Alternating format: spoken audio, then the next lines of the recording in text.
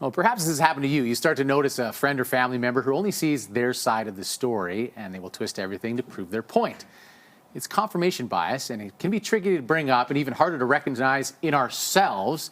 Here to help is registered psychologist Lisa Rowbottom. Lisa, thanks so much for being here.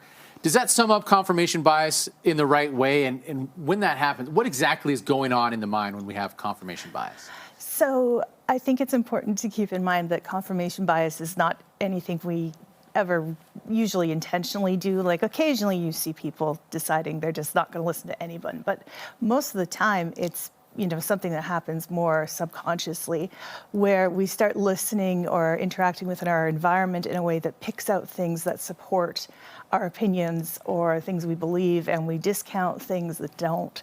And that comes from a variety of functions in our brain, but it is something that comes naturally to all of us. Interesting. So how do we stop ourselves or stop our friends and family members from going too far in this? Because this can really push buttons and lead to some issues with family members and even more broadly than that.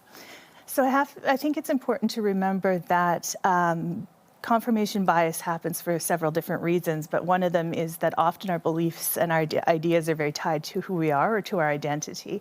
And so if we attempt a direct confrontation with someone else, often we're going to get a pushback. If we're like, well, you're wrong, then they're going to be able to give you 1,000 reasons why they're actually right. And they'll ignore everything that you suggest may say they're wrong. But if you reach out to them in a way that sort of shows, you want to understand why they believe what they believe. So often I suggest to people, recognize the other person is, most of the time, a relatively rational, reasonable person. And for some reason, they believe something very different from you. So instead of going in with the opinion of you're wrong, go in thinking, well, why would a rational, reasonable person choose this opinion? Okay. Go in with curiosity. And then while you're discussing it, you have the opportunity to highlight some of those things that maybe they're missing.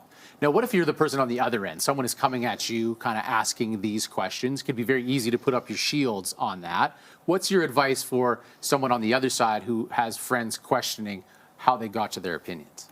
I think the best thing to do is to know how you got to your opinions. Spend time actually challenging yourself. So if we're aware, at least even sometimes, that this confirmation bias occurs, then, you look for words where it's like, I just know. Well, I just know that's the truth. Well, how? It's never a bad thing to be able to support what you believe, but, in cases where you're getting a lot of pushback, it is important to go in with an open mind. And really quickly before you go, what would you say to people who maybe feel fed up with a friend or say it's not worth me even trying to save this relationship? Well, I guess it depends whether or not the belief is something that is essential to the relationship. So, what is more important to you in the moment, being correct or having a relationship with this person? We're never going to agree with everybody about everything, unfortunately. So you really need to be choosy as to why you're willing to sacrifice the relationship for a belief. Okay.